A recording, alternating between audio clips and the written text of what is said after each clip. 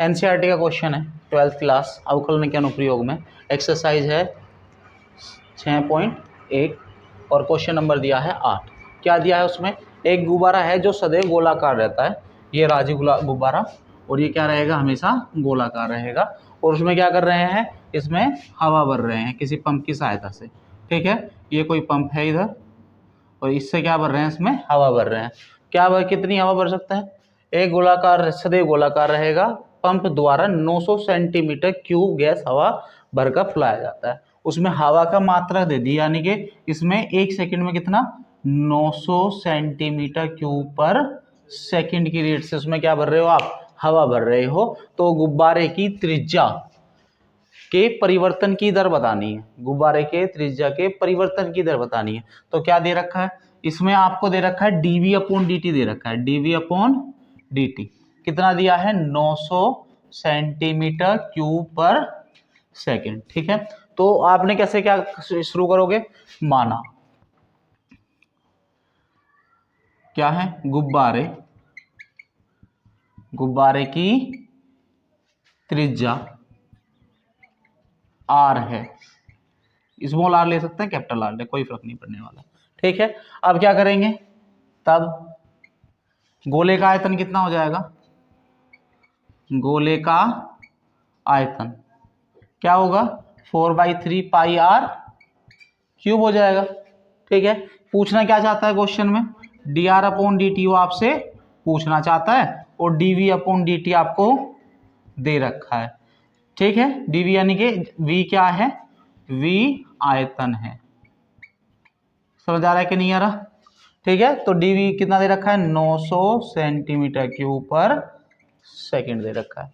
ठीक है, तो क्या करो, इसे इसकी वैल्यू रख दो, यहाँ पे रख देंगे तो क्या क्या हो जाएगा? d/dt of 4/3 pi r cube into क्या इक्वल क्या आ जाएगा? 900। ठीक है, तो ये क्या आ जाएगा? 4/3 पाई तो कांस्टेंट है, और ये हो गया आर क्यूब, यानी कि d/dt of are cube equal कितना आ गया? 900। ठीक है, अब क्या करेंगे? ये हो गया तुम्हारा 4/3 पाई, डिफरेंशिएशन किसके रेस्पेक्ट में? टी के रेस्पेक्ट में, जबकि आर हो रहा है, तो क्या हो जाएगा? आर का ले लेंगे, अलग से कर देंगे, और इसे क्या कर देंगे? dr/dt बराबर कितना हो जाएगा? 900, 3 से 3 गया। ठीक है, तो dr/dt कितना हो गया? 900 डिवाइड बाई पाई को डिवाइड में भेज दो, और R square as it is आ गया। ठीक है, अब इसकी वैल्यू रख देते हैं कि 4, हाँ एक 4 बचा हुआ है। ठीक है, तो बराबर 900 डिवाइड बाई 4 पाई इंटू 15 का वर्ग कितना होता है? 15 गुना 15। ठीक है, 15 दूनी 30, और 15 दूनी एक और 30, यानी कि ये पूरा कट जाएगा। ठीक है, 30 गुना 30 900 हो जाएगा ना, तो ये कितना हो गया? 1/पाई। तो dr/dt की वैल्यू कितनी आ गई? 1/पाई। आंसर नोट करो। क्वेश्चन नंबर 9 दिया है, क्या दिया है? एक गुब्बारा है जो सदैव गोलाकार रहता है, की त्रिज्या परिवर्तनशील है, यानी कि त्रिज्या क्या हो सकती है? कम और ज्यादा हो सकती है, यानी कि हवा बढ़ोगे तो बढ़ जाएगी, और हवा कम करोगे तो घट जाएगी। ठीक है, कि त्रिज्या परिवर्तनशील है त्रिज्या के सापेक्ष, यानी कि क्या पूछ रहा है? किसके सापेक्ष? त्रिज्या के सापेक्ष आयतन। ठीक है, आयतन के परिवर्तन की दर पूछ रहा है, यानी कि समझ में आया यहां तक? कोई दिक्कत नहीं है। ठीक है, जबकि क्या दे रखी है? त्रिज्या दे रखी है आर बराबर 10 सेंटीमीटर। माना किसका? गुब्बारे का आयतन, गुब्बारे का आयतन v है। ठीक है, और त्रिज्या क्या मान लेते हैं? तथा त्रिज्या r है। ठीक है, यहां तक कोई दिक्कत नहीं है।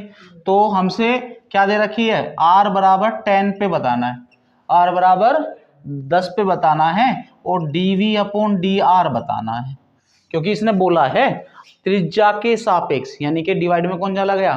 r चला गया। ठीक है, तो कोई दिक्कत नहीं है, तो फिर से हम लेंगे, हम जानते हैं।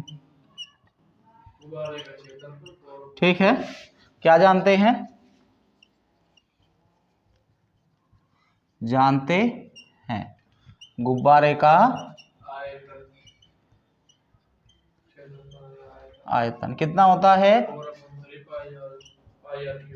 पाई आर क्यूब। ठीक है, अब क्या हो रहा है, तो रख लेंगे हम dv upon D R. dv की वैल्यू रख दो 4/r³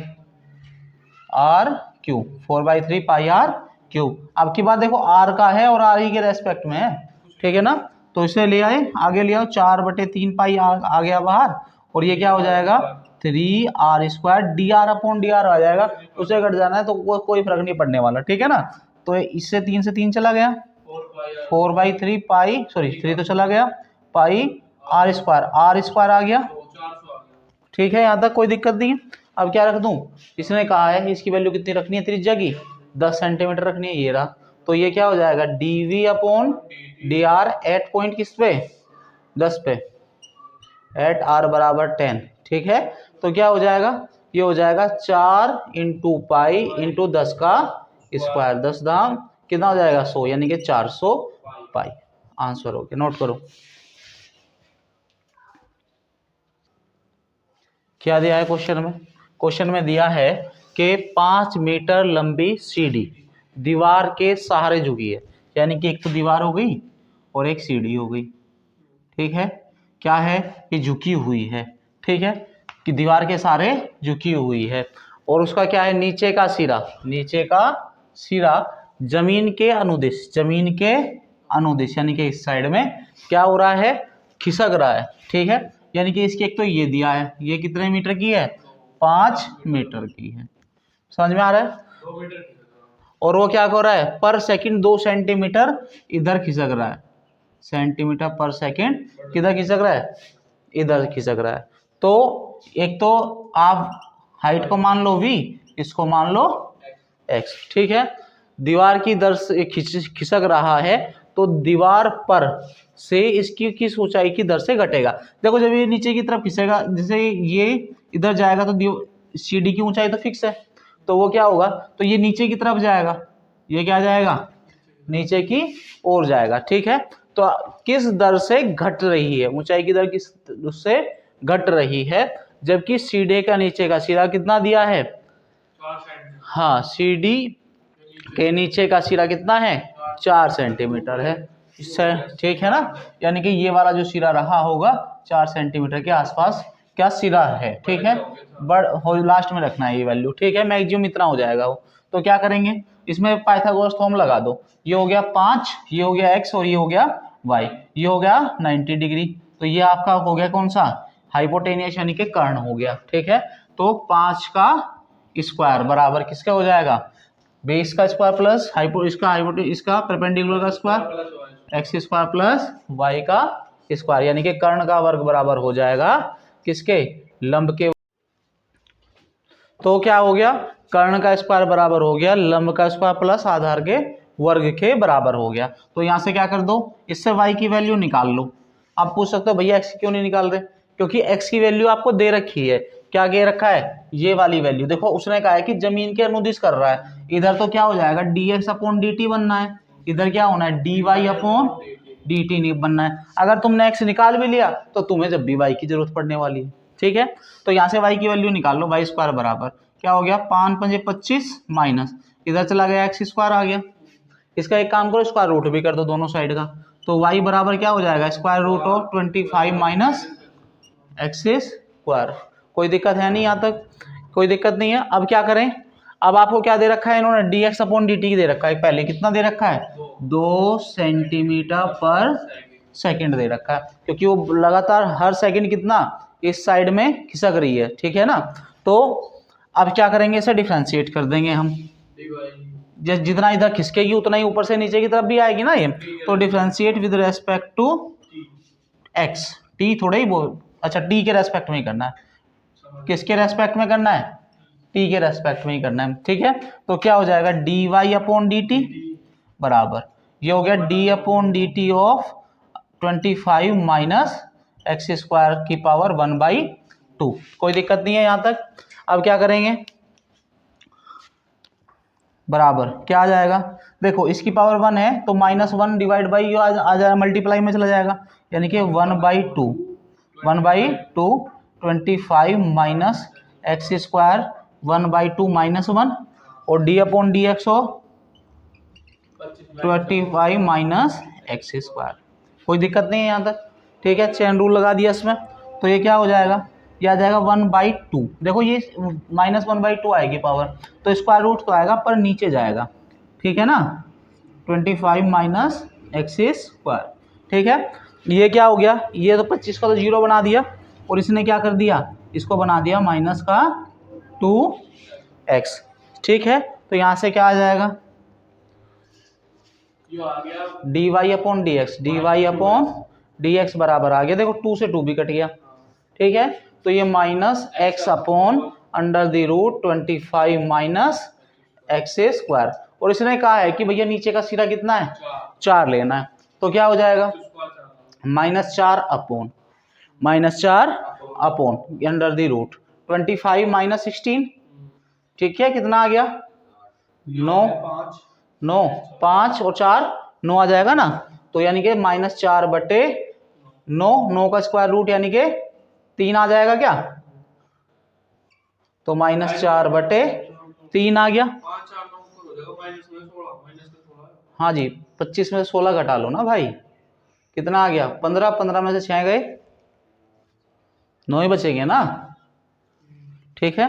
तो ये कितना आ गया -4/3, यानी कि d y upon d x कितना आ गया -4/dt, कितना आ गया -4/3। यहाँ तक कोई दिक्कत नहीं है।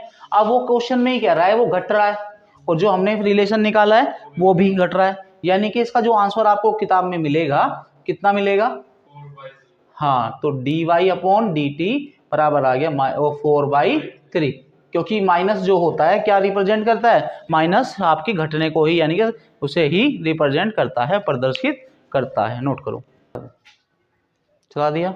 यहाँ क्या आएगा, यहाँ dx अपॉन dt भी तो आएगा, dx अपॉन dt, तो यहाँ भी क्या आ जाएगा dx अपॉन dt, ठीक है।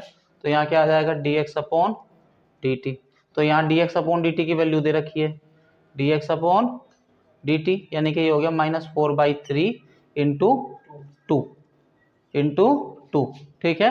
तो कितना आ जाएगा -8/3, ठीक है। तो इसका आंसर कितना आ जाएगा 8/3 आ जाएगा। नोट करो,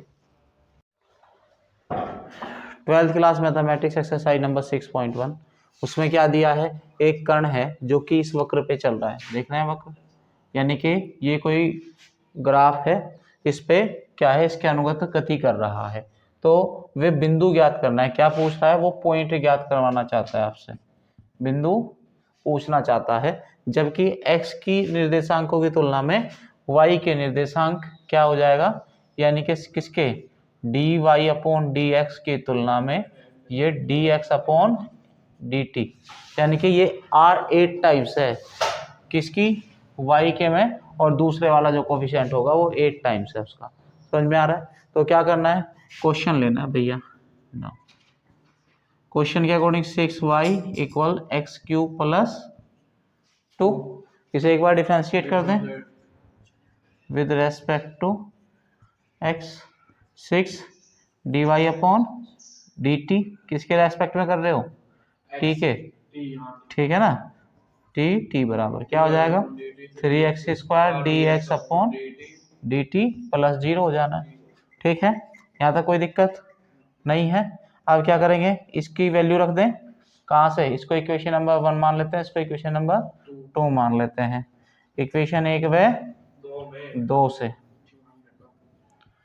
क्या हो जाएगा, ये क्या आ जाएगा 6 इंटू कितना है 8 टाइम्स है इसका dx अपॉन dt = 3x², ठीक है, 2 टाइम्स हो गया, ठीक है, और 8 दूनी 16, तो ये हो गया तुम्हारा 16, ये यहाँ भी dx अपॉन dt है ना, तो इधर इस या इसको इधर ले जाओ या कोई से को भी एक दूसरी तरफ ले आओ, ठीक है ना, एक काम करता हूँ इसको इधर लेके जाता हूँ, तो ये हो गया x² dx अपॉन dt, इसको इधर ले गए थे, ये 8 दूनी 16, क्या हो गया x square d x upon d t minus 16, 8 दूनी 16 आ गया 16 d x upon d t, ठीक है, इक्वल 0 है।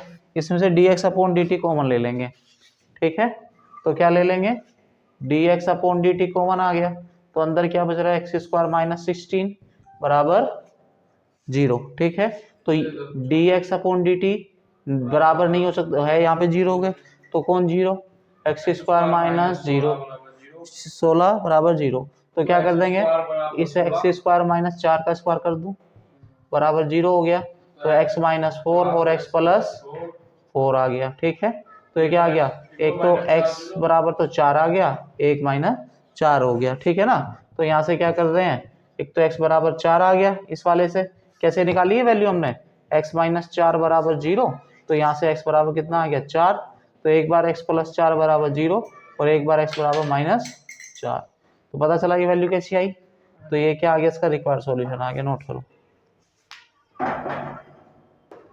ठीक है, यहाँ तक समझ में आ गया।